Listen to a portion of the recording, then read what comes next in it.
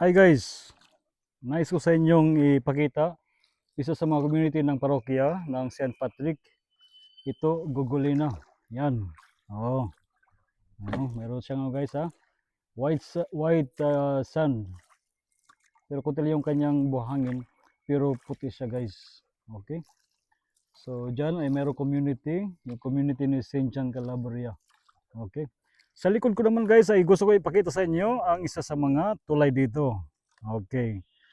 Ang pangalan tulay nito ay Toto Bridge. Okay. Sa lampas ng tulay nito guys ay masisilayan natin at dadaan tayo sa Jaconot Bay, yung dagat dito. So nagudugtong yung ilog at saka ang dagat. Okay, napakaganda siya guys, ang lugar. I do hope that you can come here guys, but at least sa magitan ng ating video ay para na rin kayo ay nakapunta ng Papua New Guinea. Okay, sa aking mga followers, sa aking mga fans dyan sa Pilipinas. Okay, enjoy sa ating mga views dito sa Papua New Guinea. Okay, see, very beautiful. Pero yung panahon ngayon guys, medyo siya makulimlim.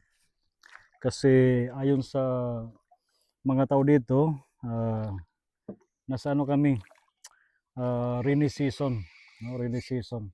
Hindi katulad dyan sa Pilipinas, May at saka April ay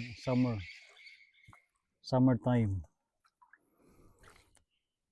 Okay guys, yan ang ating dadaan tayo sa ilalim ng tulay.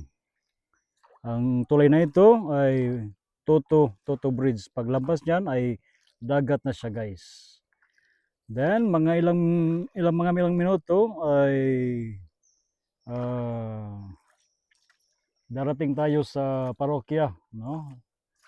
Ang ating tirahan, ang parokya ng St. Patrick dito sa Malmal sa East New Britain Province, sa distrito ng Pomeo.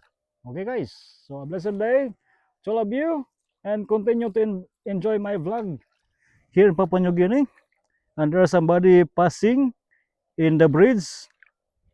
Ay, Sendro Epe! Sendro! Okay. Ay, Sendro Epe. You have a nice Pilacano. Ha? Okay. Okay. So ngayon guys, ito naman guys ay dadaan tayo sa ilalim ng mahiwagang tulay. Okay. Yan. Yung tulay guys. Ito na yung bunganga ng ilog. Yung ang ilog at sakang dagat.